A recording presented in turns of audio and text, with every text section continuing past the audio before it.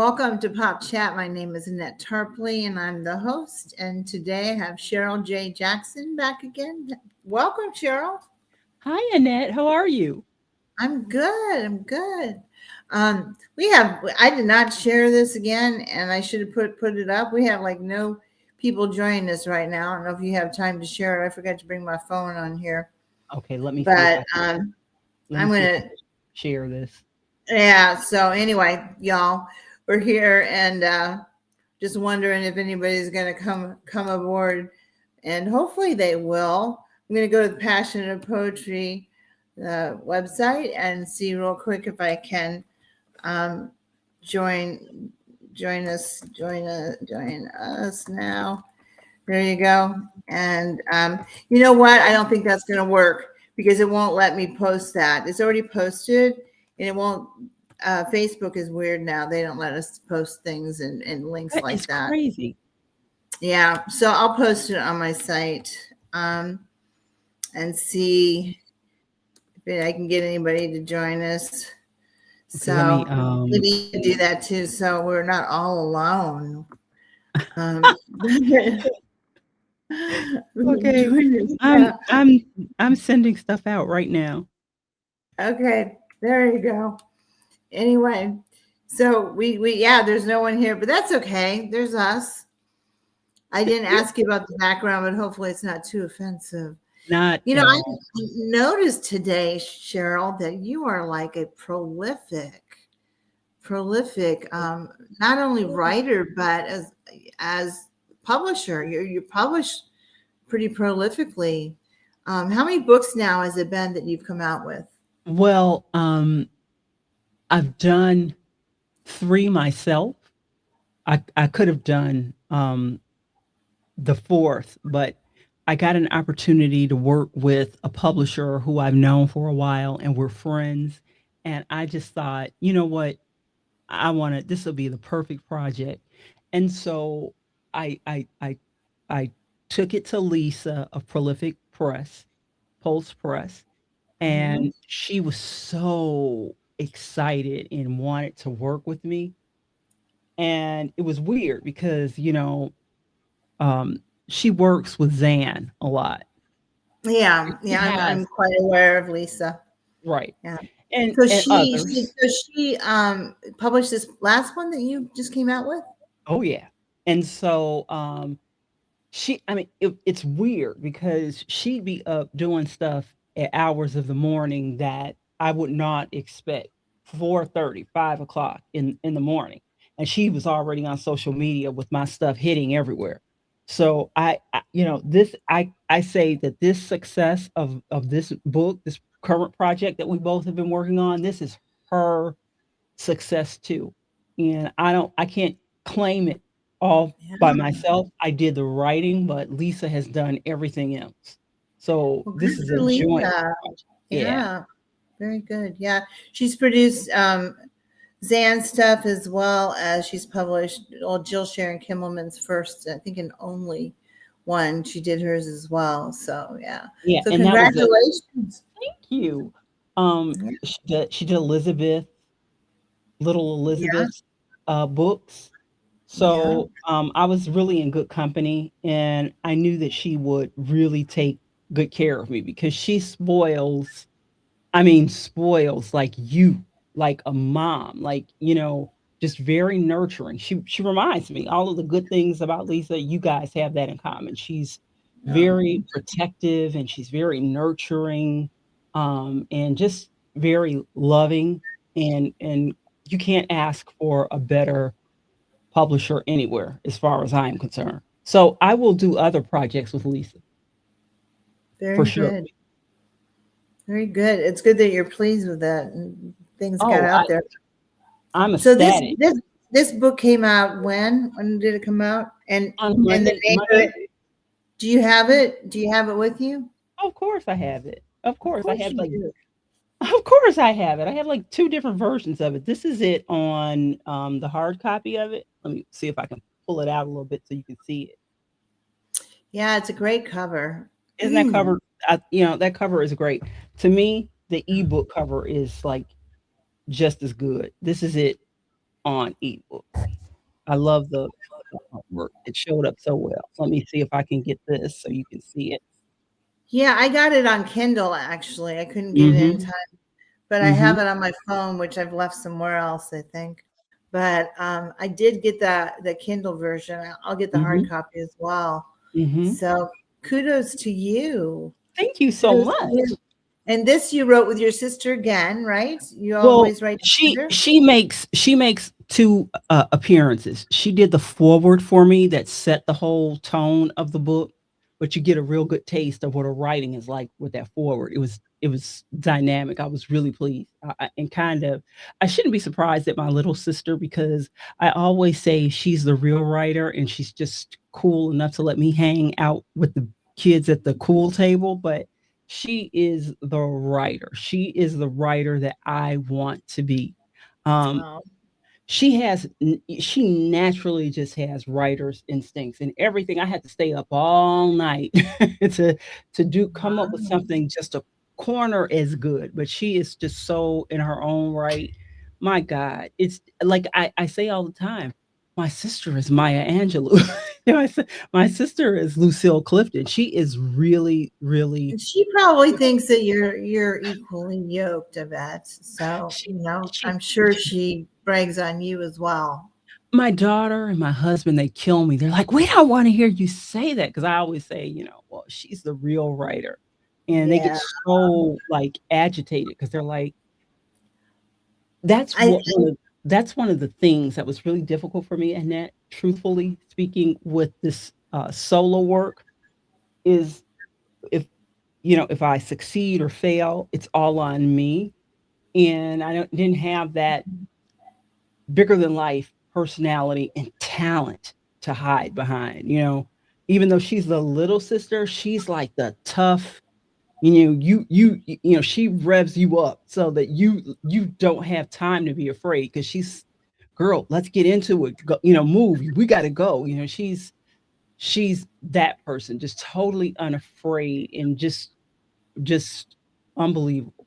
So I missed that. I missed having her just to talk to anytime about anything and just, "What do you think of this, and what do you think of that?"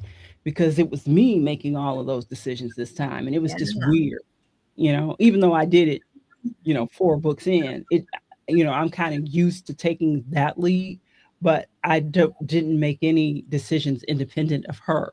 So it was a little, strange this time having to make all of the decisions. It's So weird. who did your cover? Your cover is great. Oh, thank you. I have a little young um girl. I call her a young girl. She's actually 25 this year. Her name is Alina. And Alina, she's been with me now for 3 books. And she will be with me for my sister. If you noticed, it said solos part one. So that lets you know that a part two is coming. And that's going to be my sister's solo project. So Oh, we kind of parted, but although we parted, like I said, she makes guest appearances with the forward, and she has a poem that is just it is so spectacular. I think I'm going to read that poem, honestly, just because I like the poem. yeah. I should have had you send me a poem so I could read one. I you, didn't I didn't do that. Yeah. I think yeah, sometimes I like to do other people's work, but I have it. I have mhm, your book in my mhm. phone. I just need to get my phone. I I might, understand. I might read them, but it'd be off the cuff. So, but yes, I want to hear you read your sister's, but I want to hear you read one of yours first, and then Oh, maybe you can okay. speak in the sisters. So I'm going to give you the stage and let you go ahead and read something from your new book, your new solo book. And this is the first time you've flown solo. Is that It right? is, and it's weird, but let's see what I'm going to read for you. I'm going to read. I just love this so much because it's Black History Month and we just adore Langston Hughes. And this is a homage to Mr. Langston Hughes. It's called Nolan's Jazz Piping. Fish frying Oil hot, popping all over the stove, popping all over the stove top, popping on me. Satchmo piping lively, Nolan's jazz wild, untamed, and free. Night comes on slowly, ebony like me, jazz playing loudly, just like Daddy played. My feet mimic their upbeat rhythm. I repeat what I think I heard Satchmo say. Jasmine vines calling my name, while fish crackles loud in the well used frying pan. Enjoying Satchmo's singing fills my heart with glee. Nightfall claiming the dusky eventide. Sun below the horizon. Night comes in slowly. Night comes in gently for all the world to see. Quietly, onyx fell on nightfall, black like me. End of poem. Marvelous. Do you want to go ahead and read your sister's, or do you have that available? Oh, yeah, I have hers available. It's on page, let's get to hers.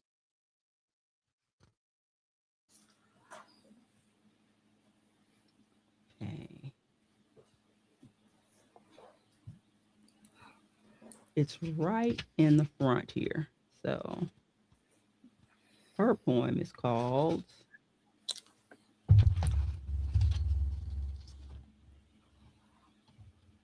why can't I find her poem? Voices echoed within the wind. That's what her poem is called. We are the pulse, the heartbeat of the world. We are the rhythm of the nations. Our beat is heard throughout the earth. Our voices are echoed within the winds. We drive, we pulsate. We are rhythm and rhyme. Our stories we sing through space and time. We are spirituals. We're gospel, ragtime, rock and roll, bluegrass, country, and everybody knows we're the low down dirty blues, singing out truths. You can't erase it or replace it. You can't delete it or rewrite it because Moses already recorded it. And as long as the wind blows, the sun shines, and a child is born, we're going to keep on telling it. We are the pulse, the heartbeat of the world, the rhythm of the nations, and our voices are echoed within the winds. End of poem. Marvelous. That was great. Beautiful. And that was your sister's work. Yeah, Did her. now was that included in your book? It absolutely is because I could not we're still together. So that was a little wink and a nudge and a nod to say we're doing solo projects, but we are definitely supporting each other Yeah. and I'm gonna do the same thing. I'm gonna do her forward and I'll have a poem in her book. Very So good. it's just Very for a good. time we're separated, but we want everyone to know that we will be working together again. Exactly. Exactly. I came across one I'd like to read. Is that okay of yours? Oh, please, by all means. This is and I'm just reading this for the first time. I skimmed through it real quick, but Mhm. it's autumn makes me long for summertime. Oh, that's a great one. I love that one. Go ahead. I hope Let's see what I you got. hope it Let's was I see what hope you it wasn't one that you picked out. No, no, not at all, but that's one of my favorite poems because all of my favorite people are in there, my aunts and my uncles. It just is it's just a great poem. So, let's hear what you got. So autumn makes me long for summertime. We're headed for cooler temperatures, but I can't help thinking about warmer weather and happier times. Summer and family reunions. Now, these were the best of times. Seeing all your favorite relatives, especially the older ones. No one hugged you like Aunt Laura. Uncle Rudy dancing was our reunion highlight. He could move out and dance outdance anyone in the younger generation. His body had a James Brown magic, and we all loved watching him dance. There was homemade ice cream with old-fashioned pound cake. Everyone gathered around watching the card games while the adults talked much trash. I remember family celebrating our origins and thankful that we could all meet for a happy occasion. There wasn't a safer place to party it up and not feeling guilty for eating way too much of all the wrong things. It wasn't illegal to drink spirits out in the open then. Uncle Thomas always drank way too much. This always meant he and his wife were going to give us kids an earful of PG-16 language. She never let the poor guy get too loose. Family reunions were a time for celebrating lineage, bloodlines, and family love. Memories of summertime make me feel warm and safe. The Wallace clan had our share of real characters, but those family reunions were epic and adventurous. Autumn makes me remember Uncle Rudy dancing, and I smile for a long while. That's great. Oh, thank you, Annette. That you did that great service, girl. Oh, I hope I did. Yeah, you I did. You did that. You the emphasis on the all the right stuff. all the right stuff. Yeah, you did that like total Well, if I justice. would have practiced it, it might have been even better, huh? Yeah, no, you did a really great job with that piece. It was a great that's a great poem, and made me remember my family reunions and that Mhm. homemade ice cream. There's nothing better, is there? Oh, Than homemade ice absolute cream. absolutely nothing. Oh my goodness. Remember the ice you put in it, and then you put the Mhm. salt in it, And and then then yeah, you got to and you had to find somebody to crank it, right? you had to find someone to crank it, right. One of the that's a real old-fashioned ice cream maker that you churn, like, you just turning that Yes. handle, yeah. Yeah. It was always kind of like almost looked like a barrel, right? A lot of times they Yes, were yes. that wooden kind of, yeah, those are great. It took all day for that ice cream to come out, but once it did, man, it was worth the wait. But Uncle Rudy, I would like to see him dance. He was such oh my gosh. Oh, the raw talent. It just slays me. And all of those people, sadly, are no longer here. So that was my way of remembering them. Yeah, Yeah. yeah. That's great. And Went down memory lane and immortalized them in a yeah, poem. it kinda in a way, because that's the whole purpose of this project. I was really grieving and mourning, and I was in a place where nobody told me that 50s were that tough, that, you watch a lot of people that you love leave, and it just Yeah. kind of really put me in a funk and in a depression a little bit. And Yeah. so you couple that with this is my first solo project without my sister, and I was like just so low, Annette. I was so down. Um, I couldn't even verbalize how down I was, but because my sister is just that girl, she knew it. She knew it. So it was funny. I would I was always notorious for having the latest music and singing the latest songs and just, the happy writer, the happy girl. And my sister was the little kind of more uh you know she was sad for a long time, particularly when Yeah. we started all these writing projects. She was the one that was kind of the really emotional writer. But I was the happy warrior. And so I remember spring, and I just was not myself. I opened up because she always sends me these care packages. I opened up my mail this spring afternoon, and I'm like, "This feels like a CD." Well, it was. So I opened the CD up, and what is it? It's Beyonce Carter's, Cowboy Carter in the CD, and so I'm looking at it, and I'm like, but she knows, my sister knows, I'm a big Rascal Flatts girl, and there Yeah. are just certain people that I absolutely love. So Rascal Flatts is for sure like my all-time favorite. And I got the CD, I put it in. I was not really listening to it. Like you can kind of hear it in the background. But I Yeah. remember just kind of like tapping my feet and just like moving like around because the music was so catchy.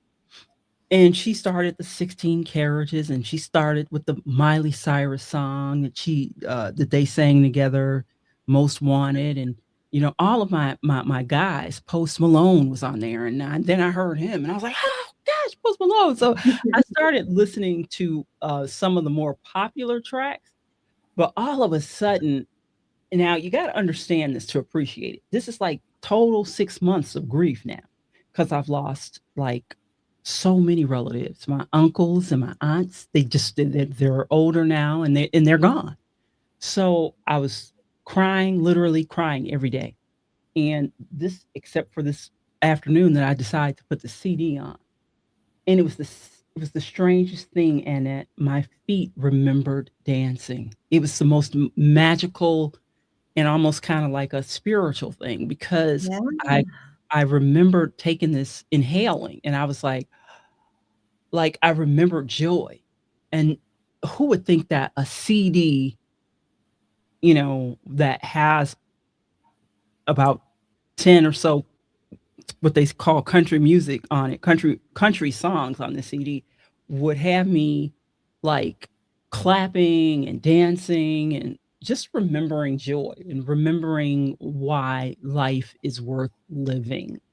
And then I was Yeah. able to make peace with it, like because the memories that you love and have of the people you love, they don't they don't go away when they do. They still stay buried in your heart. And so I was able to kind of heal myself a little bit and come out of what was definitely a 6 month just depression that I was in. You were in And a funk. yeah, I was. Yeah. And that's what I was saying. Cuz your mind really plays tricks on you too, okay? Your mind tells you that no one's going to accept this book because you're not this happy go lucky writer. You're in this bad place and you're feeling everything and you're depressed and your sister's not there, and she's the great writer that comes out with all the great metaphors and all this great rhythm, and you're in it all by yourself. And I was just like, I think people are going to see that what made Sisters Rock and Rhyme great was Loris and not me so much. And so I was afraid of that a little bit. Mm. I was afraid of Well, I that. don't agree with that. I think that you probably a lot like me don't we don't give ourselves enough credit when it comes to writing. So Mhm. you're Mhm. we try to stay humble, and it's easier sometimes to I think give accolades to others than it is to delve into our talents. So Yeah, I agree. definitely, yeah, yeah, I definitely. Your writing is wonderful, and I don't, I listened to your sister's poem and it was great, but do I think it's any better than what you've written? No, I don't think you're equally yoked, as I said earlier. So you're both excellent writers, and apparently it's an inherent quality that you have. Is there anyone other than you two in your family who are writers? my dad, our dad was a prolific writer. He would write a lot of the HR materials for government. Um, Yeah. yeah, and he was so smart. I mean, that little guy had like 12 degrees, literally. He was beyond his time, really. And I can remember him, and my sister tells this story all the time, and she tells it better than I do, but that's just who she is. She tells the story of my dad graduating college, carrying his degree in his back pocket as he was driving a Chicago CTA bus to care for his kids and waiting Wow. for his chance to do architecture because coming from the South, um, boys like you aren't supposed to be architects. So that's how we ended up on the bus. But there was a guy who ended up being our godfather. We loved this little man, and Mr. Crick. He was a little German guy, and he had these beautiful blue eyes, and he used to wear bow ties all the time. And so all the little kids in the neighborhood used to tease me and Lars because that was our godfather, and they were like, that can't be your godfather. He doesn't look like you guys." And then they didn't believe it, because we'd be sitting on his lap and he'd give us candies and all kinds of beautiful little dolls that he bought for us. And he would say, "Why do you say that I can't be Cheryl and Laris's godfather? Because I don't look like them?" And then they would say, "Yeah." And then he said, "Well, I got news for you. Love doesn't have a specific color. That's open for everyone. And these are Yeah. my little girls." And so, he would do all these fun little tricks for the little kids in the neighborhood. And he Oh, was like the best time ever. But I love him. I love our godfather. That's a collective memory that we have of this sweet little tiny little man with these amazing piercing blue eyes. He was so handsome. And he did not look anything like us, but we loved our godfather. of course, of course. That's a great story. And he gave my dad Great his memory. first he gave our dad his first job in architecture, so we loved him, like, forever, and after that, Mm, my dad ended up being the first, architectural engineer, in government for the wow. Environmental Protection Agency. He was the first person of color at that time that had a job and title Right. like that. Mhm, That's great. Wow. So look at your dad go. That's wonderful. That's mhm, wonderful. What a mhm. testament he is for people of color. So great. So I want you to, why don't you take about three, I'll give you three to read.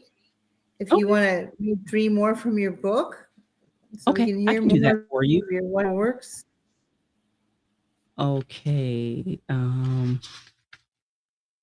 I don't remember. Okay, let's move along. Okay, I'm gonna read Time for Dancing. Gotta get out of this blue funk. Gotta get my juju back and put on some MAC Russian red lips. I don't live in down and out. I want to cha cha and maybe even rumba or samba. Life is too short to allow sadness to set up residence inside your soul. Look for me on the other side of Marvelous Avenue. Pack your bags, Debbie Downer. You have overstayed your welcome. These sad times have got to go. Gotta get out of this blue funk. Gotta find my juju fast. I have to slip on those high heeled shoes. The color blue just never did really suit me. Gotta paint this lifeless and humdrum town chili pepper red. End of piece. And now move over to my second one. This is called Earth and Sky. And this is in remembrance of my big brother. His name was Tony, but it's called Earth and Sky. All that's left is missing you. There's no more joy, laughter, no one to share my deepest secrets, inadequacies, or tears without judgment with. You're not here to celebrate my achievements or wins. I think that hurts most of all. I cling to every memory and pray they never start to fade. There is earth and sky and all the space in between, days upon days, weeks, and now many long years of missing my big brother. They never tell us once the brightest light stops shining in our lives, just how cold the darkness really becomes. I clutch on to past memories of Tony as if they are my only life source. What's left now is earth and sky and many long years of missing my big brother.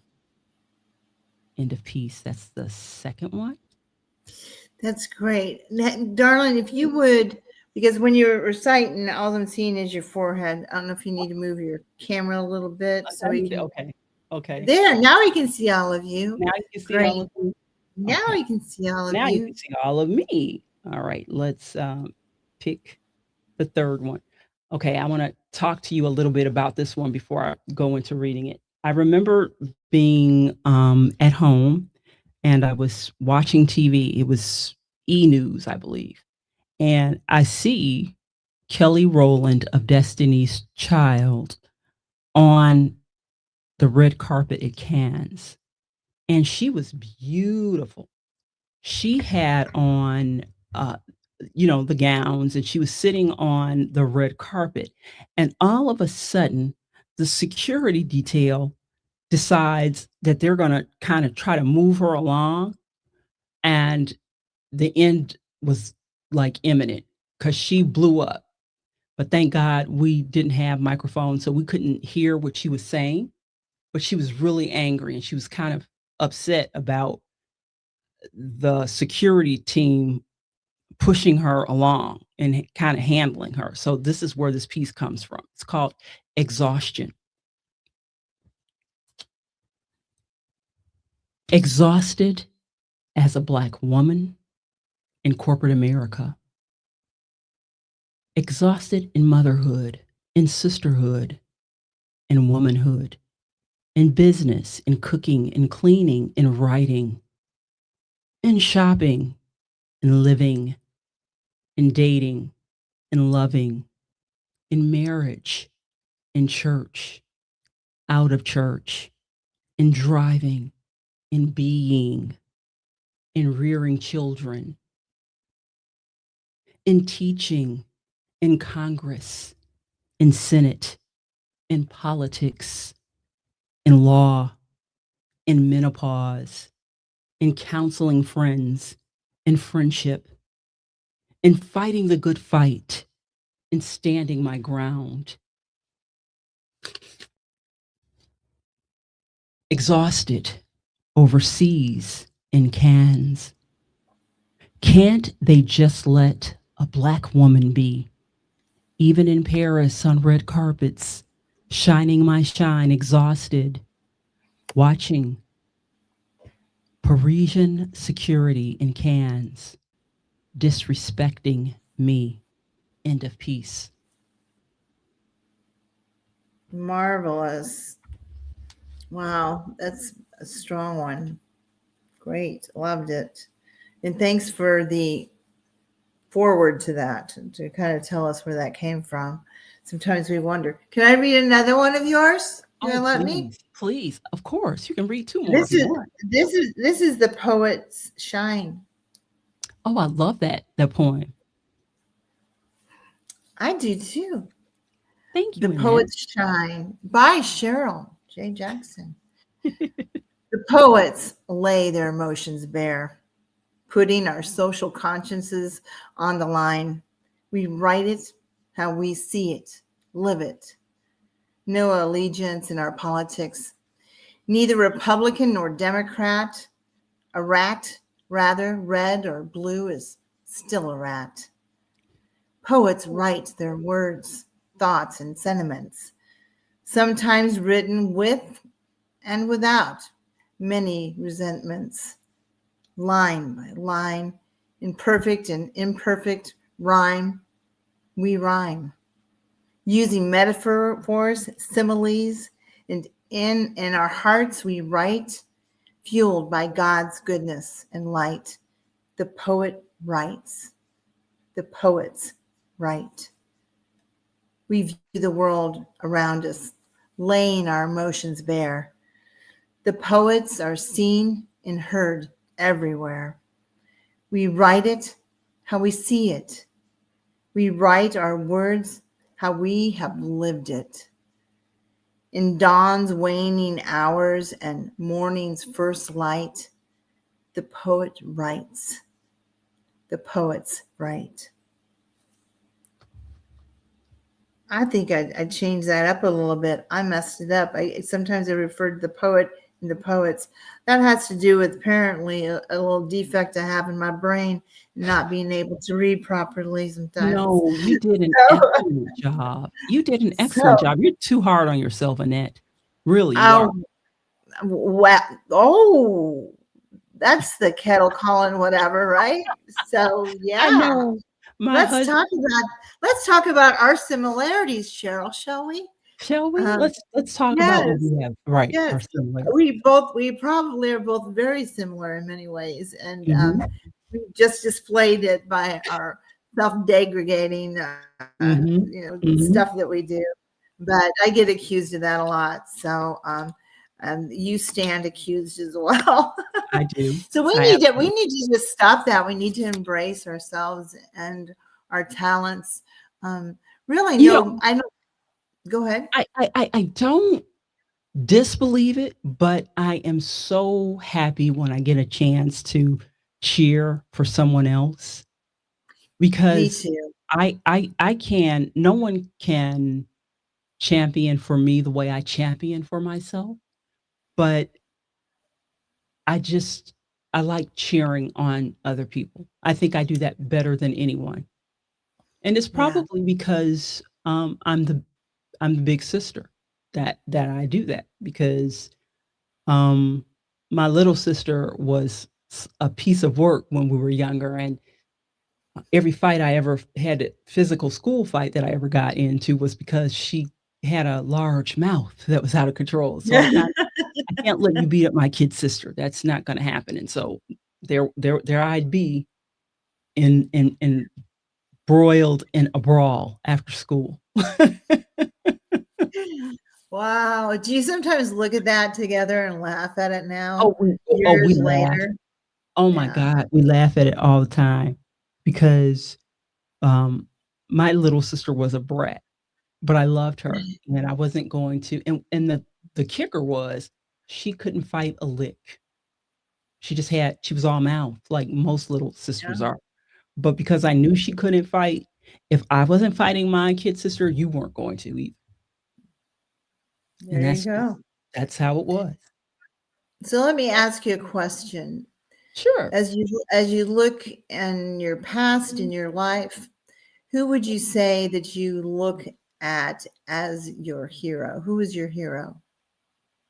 Well, my sister for sure, but, I have 2. The first hero would be Langston Hughes, and right on his heels would be James Baldwin.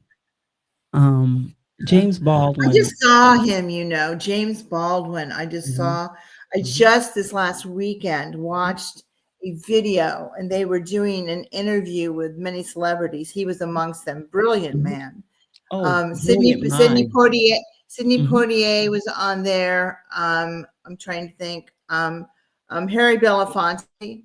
Then they mhm, had Charleston Heston on there, mhm, and they had Marlon Brando, and they were talking about civil rights. I think they had all just done the march, and mhm. they were talking about civil rights. And I don't know if you've ever seen that. You can go to YouTube and watch it. It's all in black and white, but it's brilliant. I mean, when they were talking about it, just the brilliant minds that gathered that for that episode and talked about it, it was just amazing. Um, it, Amazing just to listen to their thoughts and and all of them brilliant. You just sat there and you think, wow, that's deep. And it was just very off the cuff and just this kind of panel discussion. And you look it up later. I It got a was chance, Annette, to meet him 19 years old in college. Here I was, which one? James Baldwin.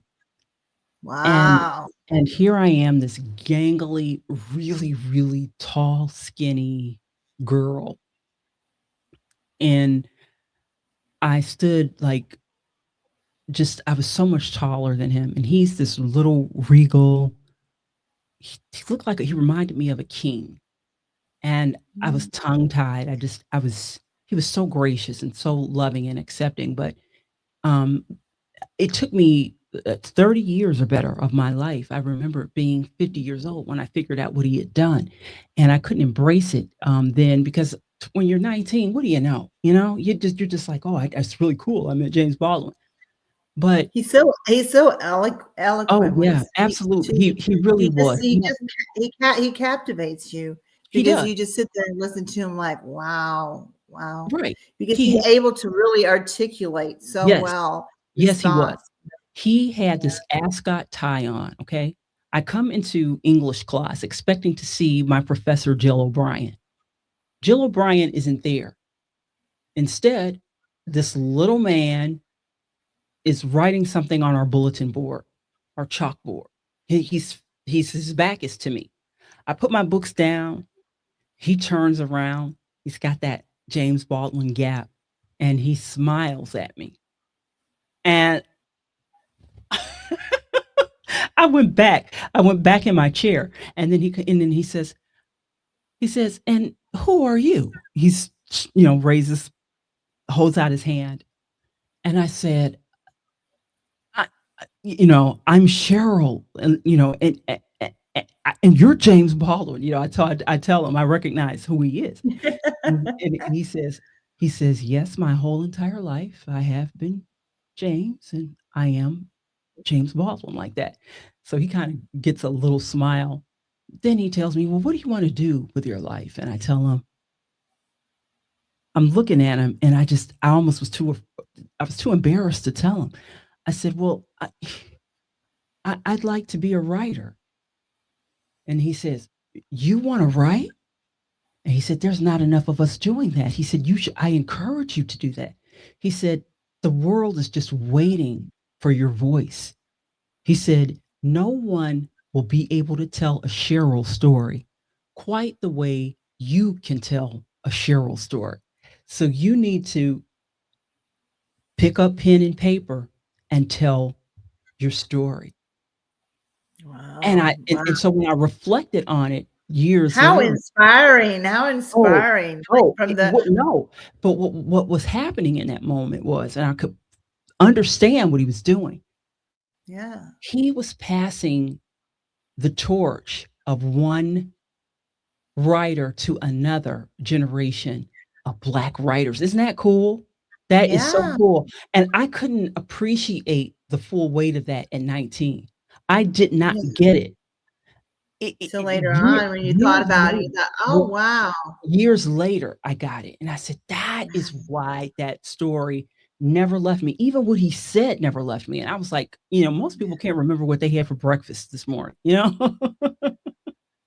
Yeah, But wow. here it is, and I remembered that. That's I thought that was such a cool story, and it's He true. lit he lit the fire underneath you, didn't Yeah. he? Yeah, he did. I mean, he really did, and I love Wow. him so much. I just loved him, and, after he came to DePaul University and visited, and sat in on Dr. O'Brien's class, he died. Really? Shortly Yeah. after that? After that, about maybe, 7 or 8 months later, he was dead. Oh, Yeah. wow, Mhm. wow. Well, Mhm. you were blessed to have had that encounter, right? Mhm. What a Mhm. memory that he actually even took the time to have that conversation, Mhm. um, Mhm. is big. Yeah, And great, and and and great. Dr. O'Brien, she was one of those professors that everyone loved, and she had at least probably like 40 or 50 kids in her English literature class, you know? And she said, "I Yeah. have a surprise for my class today. Guess who's gonna sit in?" And we had no idea. And when he turns around, I lost it. I thought they were gonna have to get smelling salts to bring me back. That that is great. That's a great story. Great That is a great story. story. Wow. Wonderful memory that I'm sure is just embedded in your mind, isn't it? Just just It really is. I you could kind of probably almost like yesterday, you could probably see it, you know? exactly. I mean, it was so just a big deal to me. I kind of, in a loose way, recalled it again in my, acknowledgments of him. I tell it briefly. I don't really get into the detail that I got in here with it on with you today, but I kind of tell it. But he is for sure a writer that we love. We have so many more. We have what's her, Nikki Giovanni and Luke Silcliffe. Yeah. So many. Maya Angelou. We have so many. Was it a Um, year or 2 a couple years ago we mm, paid tribute, wasn't it? Has it been 2 years now? it's been Th 2 th years. Mhm. wow, we need to do that again sometime, huh? I would love to do that again. Mhm. Yeah, and you're the one who actually approached me about that. Yeah. Annette, So you're just one of the good ones, you know? It's like a handful of you guys, but Lisa, you, and Alan Johnson, there are, a few more, but you remember the yeah, talent and you remember the ones that just have the heart and that just have the giving soul that make you better in every conceivable way, you know?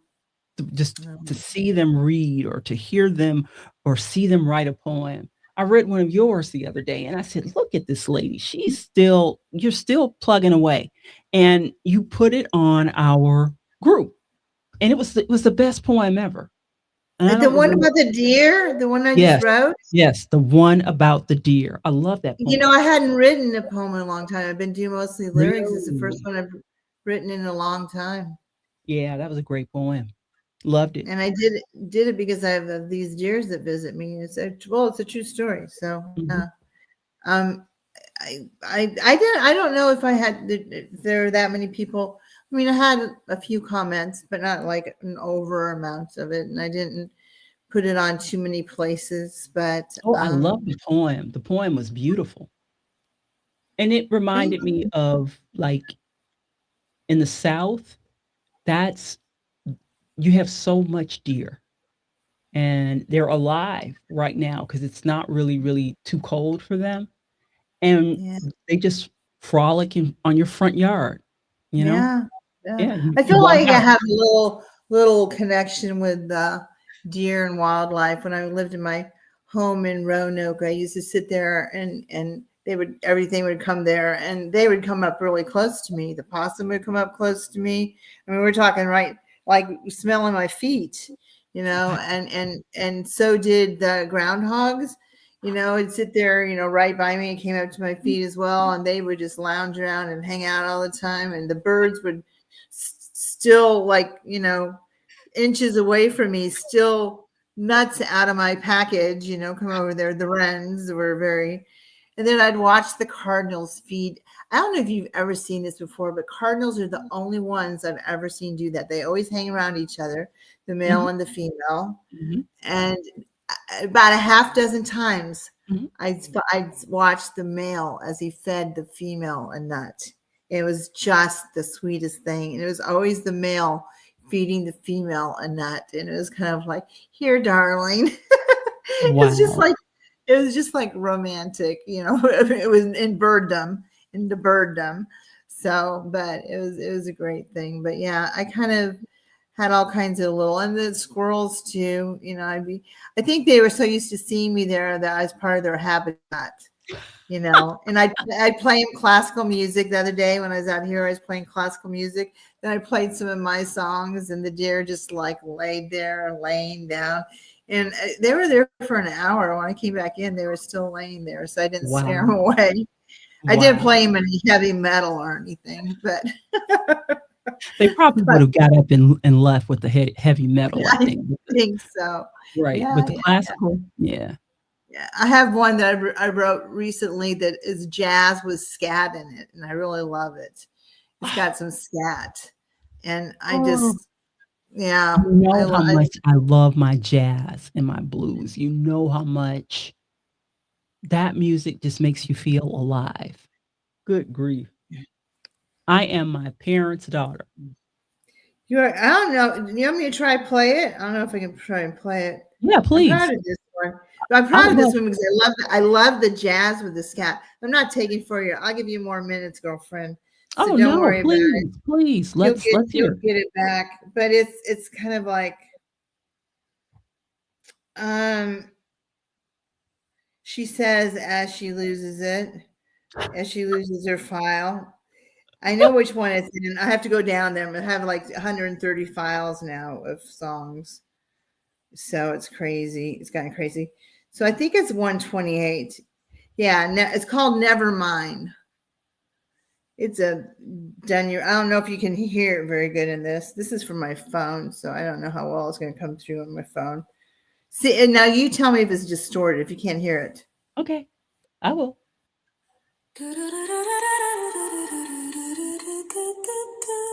It sounds great.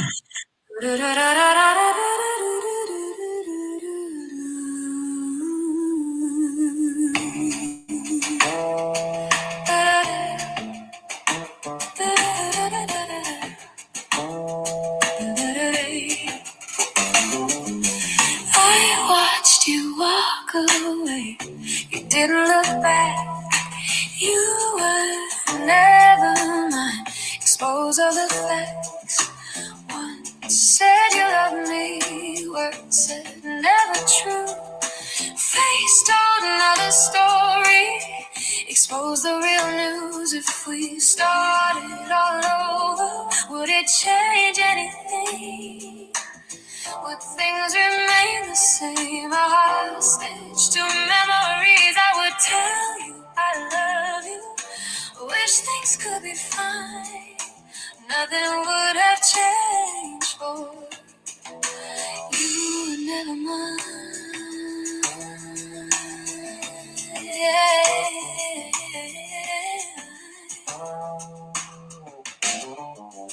10 years have passed by. Still remember that day when the pain first started and decided to stay. Damn this broken heart that you left behind. I was only your girl and my confused little mind. If we started all over, would it change anything? Would things remain the same? I stitched to memories. I would tell you I love you. Wish things could be fine. Nothing would have changed.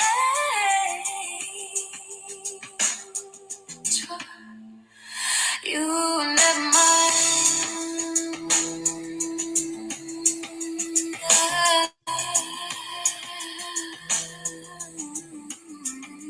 Never were you mine.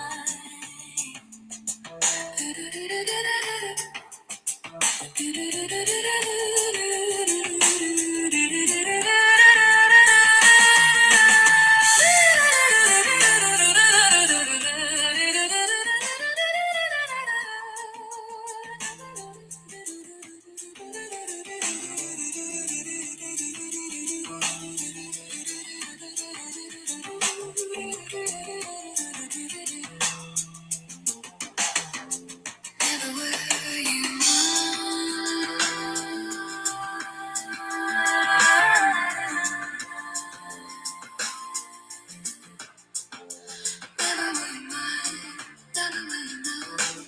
Anyway, love that scat.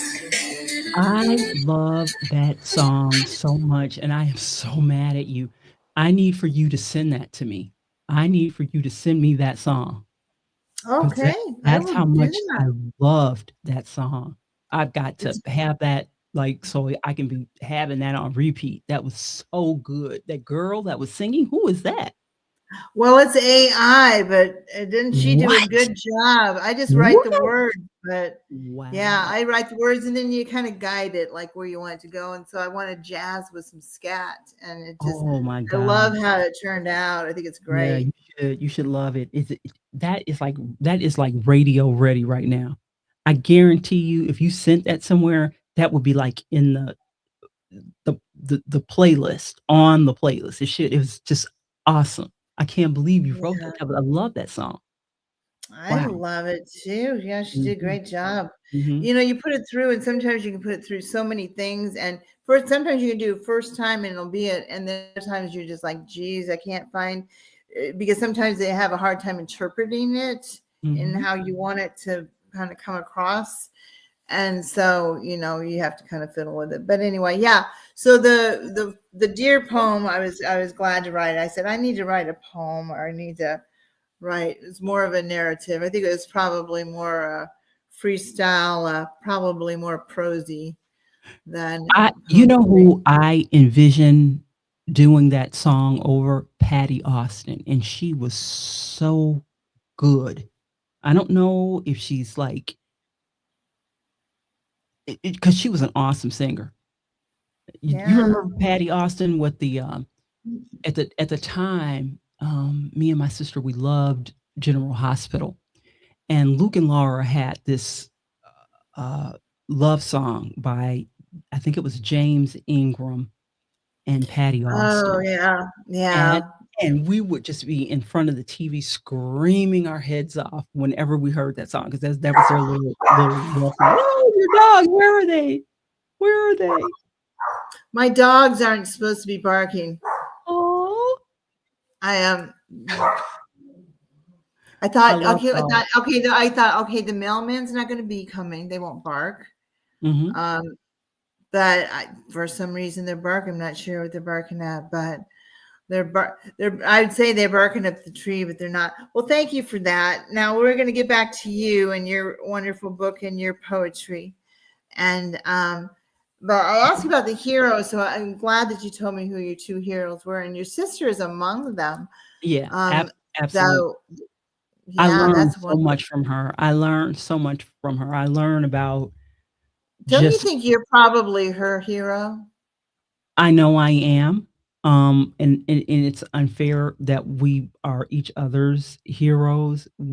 Time and through the years, she's been the one constant. She's been that one, um, through line of when I see her, I feel like I'm home, you know? I'm home again. Even when we talk to each other on the phone, that comfort that I get from her, Mhm. it just reminds me, "Breathe, it's okay."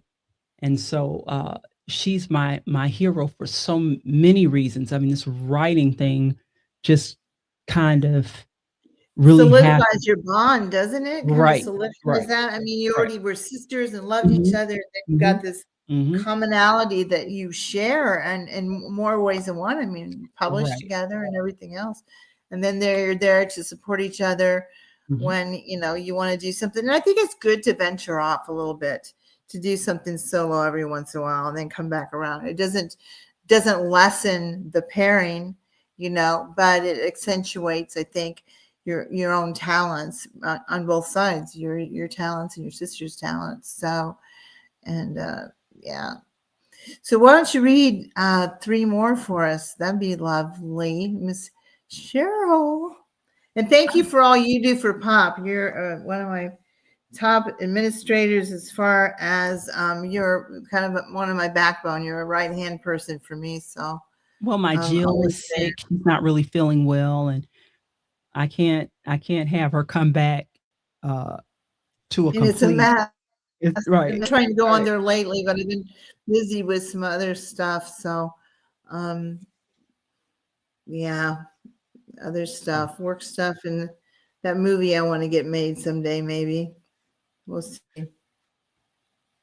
Okay, I'm gonna read to you this because this is about our grandmother, but everyone seems to love this poem. I'm kind of tired of reading it, but I can't.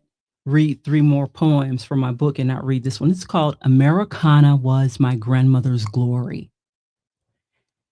A needle and thread, a needle and crochet needles, a ballot, sewing American democracy together, one stitch and vote at a time.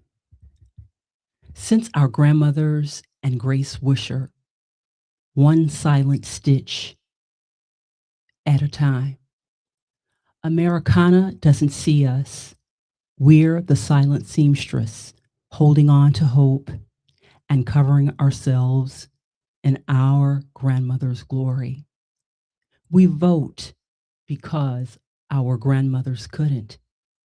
We believe in Purple Mountain majesties and vote for American democracy.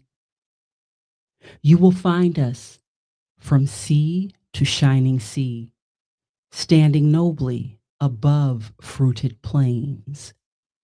Even when we're uncelebrated and unacknowledged, I'm there. I'm standing there. Even when no one sees me, I'm there, cloaked in belief, wearing deferred dreams as a banner yet waved. I'm the 92% of Black womanhood that voted for a first time ever woman president of my generation, still holding needle and thread in our weary hands, still stitching the red, white, and blue together all over the land. Unseen, holding on to hope. Black women believe in a system of government that never embraced us back. We are our grandmother's glory. Were it not for Black women in America, there wouldn't be an American story. End of piece. I will move from that poem to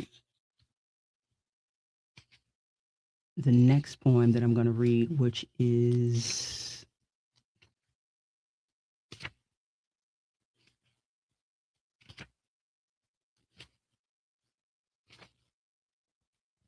Food for the Soul.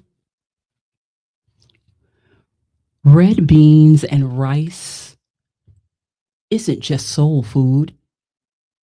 It is a delicacy, a delight, something Southerners fully understand. It is a retelling of history, a reliving and celebration of culture and family. It is Black Southern legacy. Red beans and rice is a mother's, aunt's, and grandmother's love. Low country Geechee roots, stomachs rumble in anticipation, prepared with care, seasoned to perfection, slow cooked with smoked turkey bits. The aromas cling in the air for many hours long after consumed. It's a gathering of family and friends. Red beans and rice is a certainty that all fortunate enough to gather around the table will receive so much more than great food. It is loving familial bonds. Red beans and rice smells, feels, and tastes like home. End of piece. And for my last poem, I'm going to read A Joyous People. I love this poem for obvious reasons. And I don't need to tell stories because when you hear it, you're going to go, oh, that's kind of cool. That's a great poem because it's a happy poem. A Joyous People. The joy is in the music and the songs that Black people sang. How we worship our God in church and bang our tambourines. The joy is in the food we prepare, the fish that we fry, and fried chicken too. Our cobblers and cakes, the buttery cornbread and tender beef, potatoes and carrots with beef gravy stew. The music that we create, the naughty of Southern Black blues. It's the written stanzas of the poet's pen and the preacher's preaching gospel's good news. The joy is in our happy hands clapping and soulful fingers snapping, the bojangles of our gleeful feet jigging, dancing, and tapping, the cadence in our rap songs that have the whole world rapping. These wondrous black people sing, we smile, we overcome. Incredible odds set against us, unspeakable, happy, speaking out of injustice that does not favor us. Joy is in the culture of the shared stories and history we tell, the happy within our hearts that was never yours to sell. God's people are a joyous people, a talented and heartful people, nothing like us in all the earth.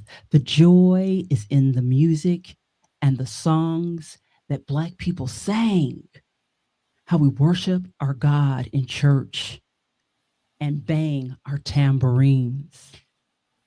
Yeah, we are men, women, and children most wondered at, and we be a real bad and joyous people. End of piece. I'm snapping my fingers, but you can never hear them usually. That was a great piece to finish up with. Love the first one about your grandma too. You're talking about her crocheting. So guess what I've been doing I haven't done for years? I started crocheting an Afghan. Beautiful. Oh, it's really prettier. I mean, it's got bling on it. Can you see? It's got. I want that. I want that. Yeah. It's beautiful. Yeah. Wow. It's getting close to being done. It's been I haven't done an Afghan Annette. for many years. Oh, it's beautiful. Thank you. Oh, Yeah, look I at like it. that. And I didn't think I'd like the pink in it, but I actually like it. It breaks up the dark. You know Oh, what I I mean? I love the pink in that. Love it. Yeah. So it's kind of got this navy and this pink and this really, I don't know if you can see that green. It's got great It's colors in it, beautiful. but it's got sparkle on it. So it's like I see the sparkle. You can see it. No, I have to, I bling everything out around here. I just got done. I did. I'm taking everything and I'm like blinging it out. Oh, Yeah, that's I'll show you a beautiful. couple things I got in here. This is what I do for a living. I go in and I bling. Everybody should bling things out. I did. I buy stuff and then I take it and I ruin it by blinging it out. So I'll show you. You go to Hobby Lobby or Michael's and get stuff. I got this. So I got this. This was just like a white. Oh, And then I went and you can't see it very good. I made it rose gold. well, it looks like a snowflake almost. Yeah. And then I made it rose gold, but it's darker than what's showing up. And then I put all these blingy things on it. That's So I pretty. bling it out, blinged out the bottom. Yeah. Oh, I love that. That's really pretty. And then I took this cutting board and did the same thing. I blinged it out. So I put little butterflies on it. Oh, wow. Flowers, all this really blinged out stuff. Oh, you are so creative. My goodness. And there's a bow on top. It's a sickness actually. I keep thinking, I should be. Then I think, okay, no, you just don't bling that out, Annette. Just let that go. You have to have some things that are unblinged. So a little rustic, a little bling now and then. Nothing wrong with a little bling. No. No. I love it. I love it. I'm gonna be when I am an old great grandmother, I'm gonna have the leopard print on and some bling. I always say I'm gonna be the granny that wears the leopard print. Do it, girl. Yeah, I recently got something. I got these little, I haven't gotten them yet, but they're these pictures and you put Mhm, pearls and bling on them. Have you seen those mhm. when they do those? Oh, yeah. Oh, yeah. And they Mhm. have one that I got that's a castle I'm going to make for my granddaughter. So we'll see how Oh, much time I have wow. to do that in the near future. But, it takes time to do all that stuff, Oh, right? your granddaughter should love you because 'cause you're just so kinda girly and all that stuff with the pink She's and the very girly. She's and the very bling, girly. yeah. That would speak to my girl. It does. So you had good advice from a writer, but what advice would you give to others? What The would be your advice advice? the Yeah, advice that I would give to any writer, especially a young writer, is be your authentic self. Don't try to be like Sonia Sanchez and Langston Hughes and Cheryl or Loris or Lucille Clifton or Maya Angelou. Just be you. That's that's the advice I would say.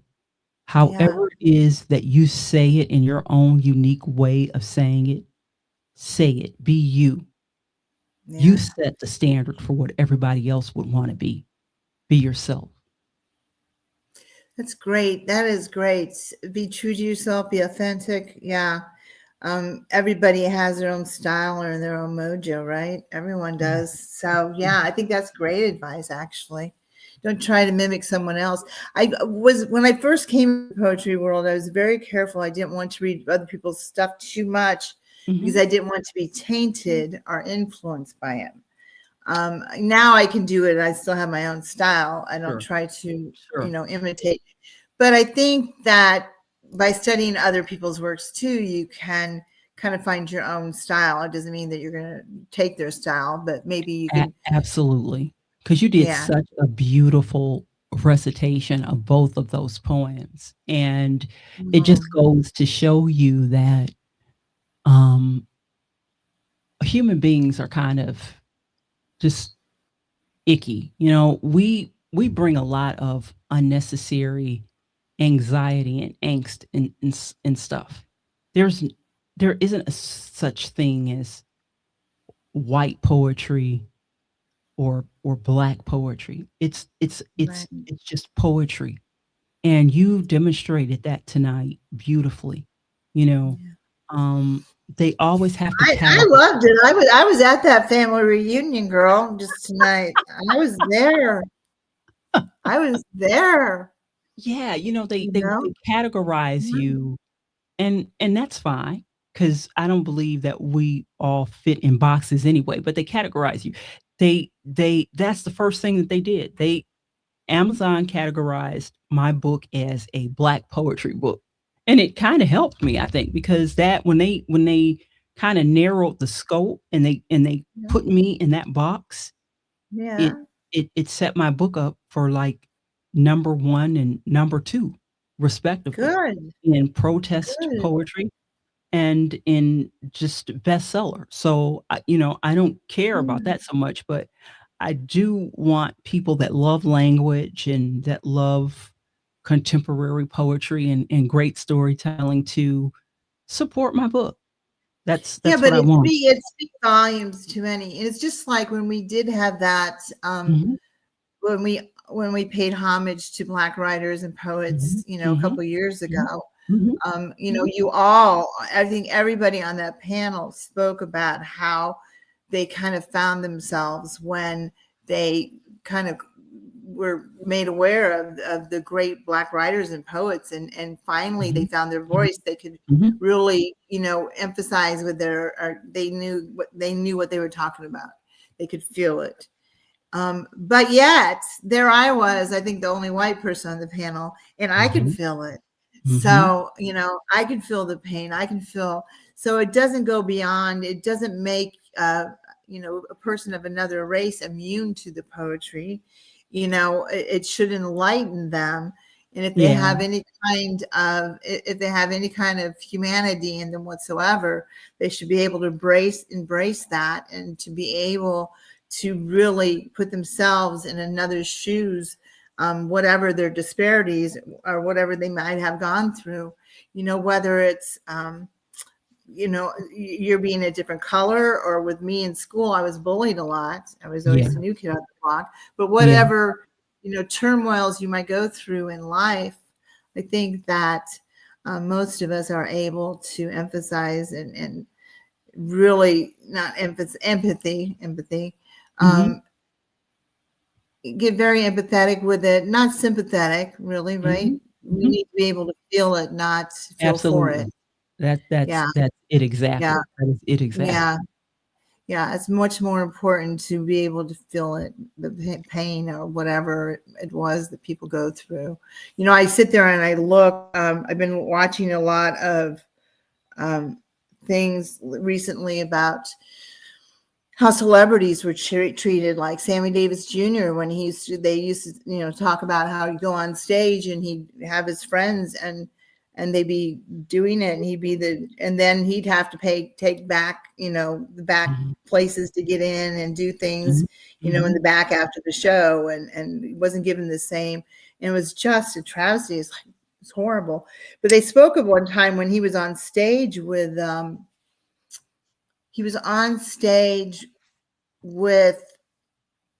Dean Martin, and they were very good friends. And Mhm. somebody in the audience yelled the N word, Mhm. and apparently Dean addressed it and really stuck up for Sammy. And I mean, he just like nipped that in the bud. He was just like would not tolerate that.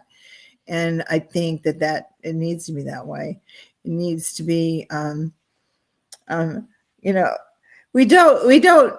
It's funny how why do we even see color? I guess we see color and we see culture, and it's important because it makes us different, Mhm. but it should make us different in a unique way, not in um, a way where we take privileges away from people.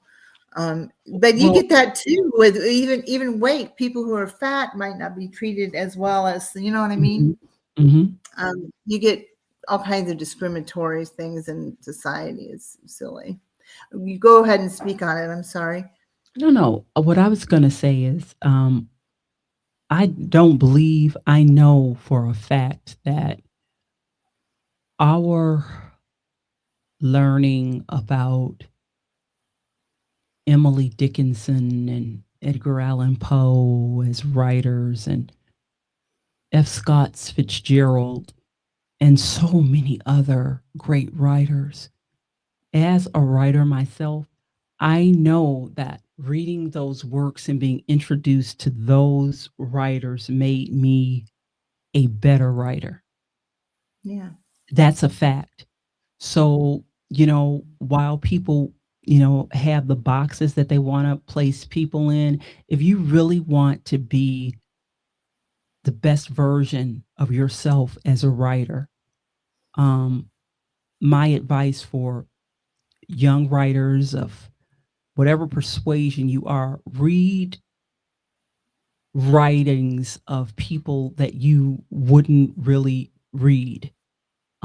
My sister and I don't just love Black literature, we live Black literature. We are that's that's our wheelhouse. But Right. studying the writers of Harlem Renaissance made us, oh my God, they just enriched our natural God-given talents. And imagine what knowledge that type of storytelling would do for a young kid that has nothing to do with that. That is just, some little white kid that loves great storytelling and great writing. Imagine what that will do for him, you know? So you really, really cheat yourself when you pigeonhole yourself into one specific group of Emily Bronte or, you know, um, I can't think of this woman's name and it's like it's on the tip of my tongue, but my sister loves her and Jane Austen. Jane Jane Austen. Austen. Yeah. And I got into a Jane Austen anthology. I wrote 3 poems for it, and one of them was "I'm in love with Mr. Darcy," which is really true. And I'm still in love with Mr. Darcy. And it's funny because I've said that, and Dr. Shamanez from India just loves Mr. Darcy too, and we kind of fight over him a little bit, actually, Mr. Darcy. But yeah, it's funny literature and how it is. But it's I think it's so wonderful to see the diversity and the talents, and it's what makes it interesting, isn't it? That it's not always black and white. There's gray sometimes. There's, you know what I mean? You You're delve such into other. a powerful storyteller, Annette. That's why when I saw that poem that you had written about the deers, I said, One of my short stories is about an interracial thing. "What? No. Yeah. Oh, it's a great story. It's When a are you great gonna let me story. read it?" I could read it to you because that's how short it is. It's a Okay, short well, story. let's But do one it. day I gave it to one of my, she was a black writer and teacher in a Mhm, university, and a creative writing teacher. And she mhm, had her on Pop Chat. She says, you really need to take this and it needs to be like, I can see it on the screen. And I've mhm, always seen this one on the screen too. mhm. But it's the Willow Tree of Forbidden Love. It's on our website. So on the It Pop is? It's Star, on the pop on website? it's the only one of the short stories. So Okay. it's on the Pop Star Poetry uh, website, but it's a great one, and it shows just this Pop Star Poetry. It just shows this love, this forbidden love. Um, popstarpoetry.com. Now, So I'm gonna head on over there, when we're done, right? And you have what's your homework assignment? To send me that song. I'm gonna be checking for that. I have to have that in MP4 or whatever. I just have to have that song. That song is so good. it's a short story. Do you want me to do it or not? But you Yeah, can do it. yeah, It because it should be like a micro short story, but it's the Willow Tree of Forbidden Love. yeah, do it. It has a lot of imagery in the beginning, so please Okay, forgive that. okay. The sky above, a darkened abyss of ebony oblivion. The rising harvest moon with its nuanced color of fiery orange taking center stage in the black backdrop of night. A snowy white owl hoots from high in a pine tree across from a rushing creek. On the other side of the creek sits a tall old willow tree, its tendrils blowing in the breeze, summoning visitors to its harbor. The dark sky now alit with stars. The twinkles are flashing beacons announcing the presence of a glowing harvest moon. Enough light is emitted to highlight the changing colors of leaves on trees as fall is announced, in the yellow, orange, and red in the leaves as they wave their last greeting in the cool autumn breeze. In the distance, the constant hum of a rushing creek as the waters detour past fallen branches, remnants, the debris from previous storms, large toads croaking in the night, lending their melodic blend to the crickets and locusts in the nighttime musical serenade. The willow tree remembers the two young lovers who frequently met beneath its cavern of tendrils. It was a place of their first secret meeting. Their union was forbidden, for it was an atmosphere of prejudicial unrest. His skin a pale white, hers a glorious dark caramelized brown. He was the son of an illustrious plantation owner, home now after years of study at a prestigious collegiate setting overseas. She served him in the library his Earl Grey tea with a dollop of cream and 1 cube sugar. Their eyes had met and embraced in a longing stare. He would later slip her a piece of paper, on it a picture of the willow tree by the creek he had sketched with the time of 11 p.m. It was there that they would meet nightly for a month. The first meeting, he touched her gently with his hand on her face, his lips meeting hers in their first moment of blissful ecstasy. The following month, he was married to a woman of great means, well known in the social circle of which company he kept. His young lover would continue to visit the willow tree, its branches now blowing in the wind with the sad remorse. her abdominal girth now giving way to a rounded growth of forsaken love. She walked along the edge of the embankment of the creek. As the earth gave way to her weight, she plummeted into the creek, striking her head. She was engulfed and carried by the waters. Her body was found resting downstream in close proximity to the plantation where she had been bound. Tales of her spirit roaming the land have been and wailing under the willow tree have been told for decades. After news of her death, her beloved had visited the willow tree. Lying under the tree with tear-streaked face, he was awakened after feeling a soft touch on his face and warm, delicate lips pressing up against his. It would be the final goodbye to the forbidden love that eternally haunted him. Wow.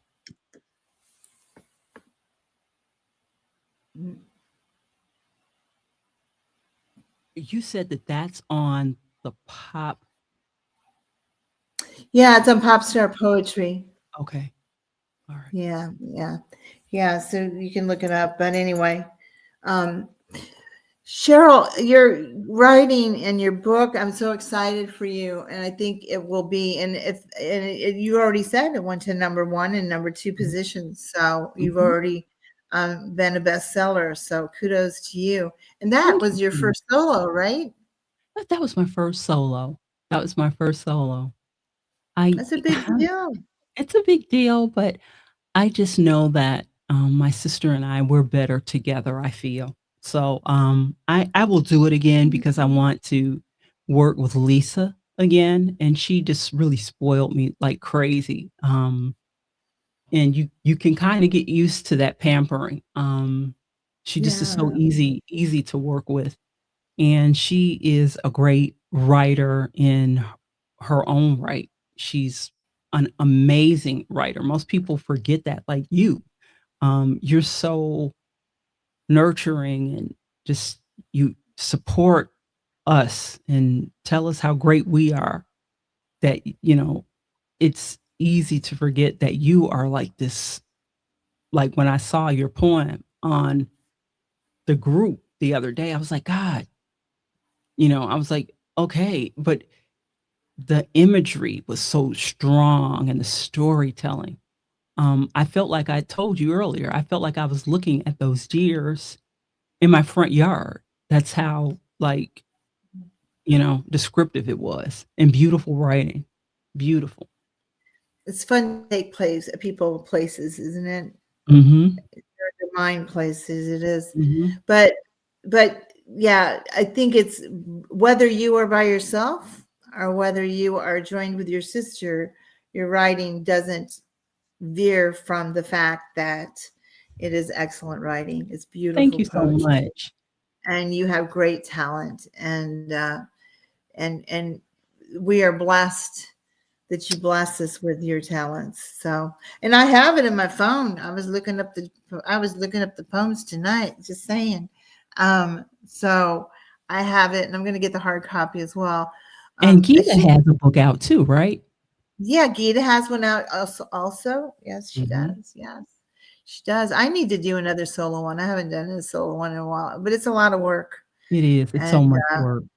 I have too many projects right now, but yours is just, it's beautiful. Everything I've read, and I will be reading more of it.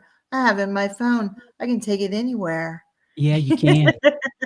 Read it, and then after you read it, Which is, leave a review. yeah, This I think that lady. we need to do more of our poetry stuff to Audible books. They say that Audible books is where the money and the stuff really is, which is probably somewhat true, because I know I love to listen to Audible as I go along. So if you ever want to do that, that would be great, to turn it into Audible book. Just a little bug in your ear. But Something to think about, yeah. Doing an Audible version of it, yeah. Well, we are at an hour and 30 minutes, girlfriend. So it has been a pleasure. That long. I know. We were just like, we could have had a cup of coffee and just been, at a coffee store and talking. But it is always a pleasure. And love and adore you. Love and blessings to everyone. Thank you for joining us. Pick up Chyrel's new book. Chyrel, what's the title again? It's Unsung Canaan Ballads. So on Amazon. So thank you. And hopefully it'll stay up there and you'll have many sales and much success. So kudos to you. Love and blessings to everyone. Take care. Thank you, Annette, for having me. Love you. Oh, my precious. Love you too. Bye, darling. Take care, Bye-bye. everyone. Bye bye.